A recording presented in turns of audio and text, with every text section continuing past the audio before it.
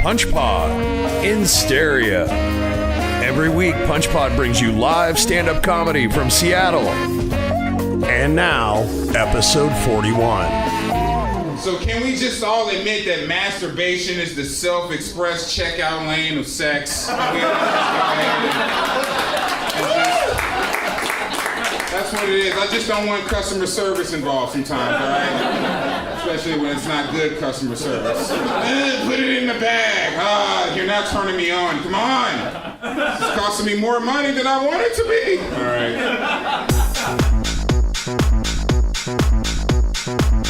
I've just been getting over sick for like the second time in a month. And to deal with it, I've been on the Claritin D train. Anybody else get on the Claritin D train? Made me think there should be truth in advertising. Claritin's slogan ought to be, Claritin, when you want that up all night feeling without all the meth. Which made me think as I was watching football this Sunday, the NFL, they should have some truth in advertising. Their slogan ought to be, the NFL, working hard to prevent serious head injuries since There's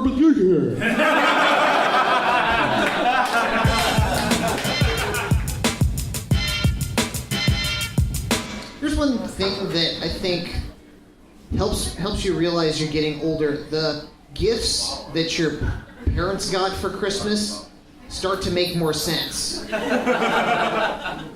Like the ones for themselves. Like when you were a kid, you'd be really excited because you get your cool toy, like an action figure or a video game, and your parents would get socks. And you're like, who the hell wants socks for Christmas? But now that we're older and broken down in a shell of our former selves, we're like, yes, Santa Claus is real. Maybe I'll get some pants for my birthday.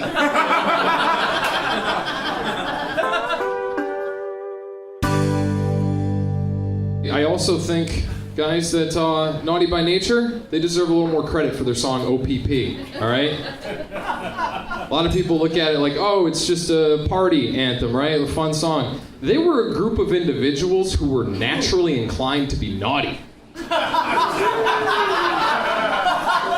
But they also had the subtlety to craft a 4-minute tribute to sexual promiscuity that had soccer moms saying they were down with OPP. That means other people's pussy. It's not naughty, that's genius.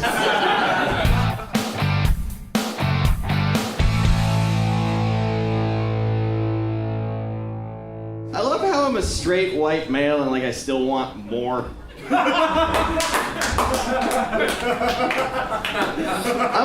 I'm like the kid who wants a new toy and all the other kids just want a dad.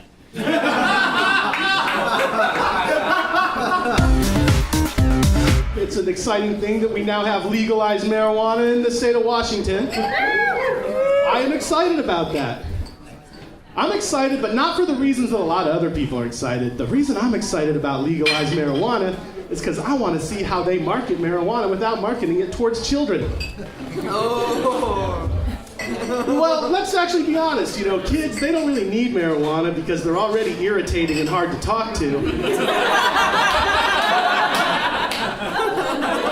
But the fact is that kids and stoners, they like the same shit.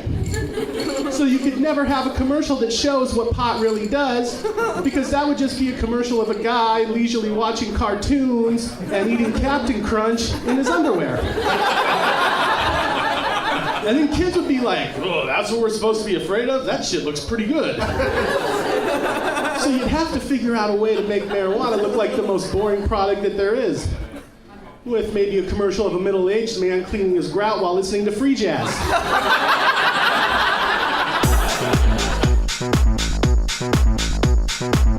But dating, it's like competitive, right? Like I saw a lady so attractive the other day, I got mad at my parents. I was like, what the fuck? You gotta like work out, you gotta eat healthy, and you never know what you're getting anymore, right? You go to the store, you see on the food packages it says like 0 grams, trans fat, no MSG, no lard, all that kind of stuff. And that makes me wonder, was that stuff even in there in the first place? Because they could put whatever they wanted on the package and we would be sure that all the other products had it in there, right? You're at the store and you're like, should I get these chips or these chips? Well, it says these ones are made with no nails. $4 more. Those ones probably have nails in them. made me laugh in the middle. Damn. But yeah, there's no crack in these either. We should probably get these. And it works though, right? So now I'm in the process of applying this concept to my own life. Let's just say I'm sitting over here next to a female who's maybe more attractive than myself. Somebody comes up behind us and they're trying to decide which one of us they want to hit on. But on the back of my shirt, it says 0 grams chlamydia. Are they going to take that risk? I don't know. I like that mental image of someone being like, there's 2 girls right there. I don't know. Like both of them are going to say no.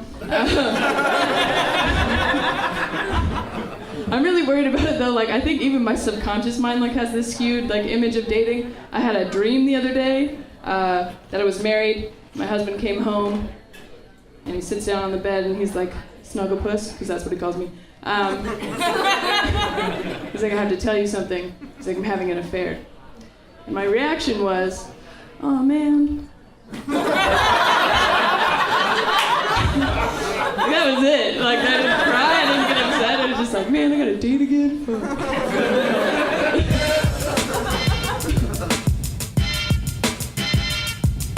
What do you call a buffet full of garlic? What? Buffet the Vampire Slayer. It was worth it. We got there. Punchpaw is recorded live at Punchline Fridays and Tuesdays in Seattle. Tonight's episode starred Anthony Robinson, Rick Taylor, David France, Sean Murphy, Eric Lundquist, Jason Goad, Monica Nevy, and Nick Sahoya. This has been Punchpod. Find more at www.punchlinefridays.com. And thanks for listening. I'm your announcer, Chuck DePants.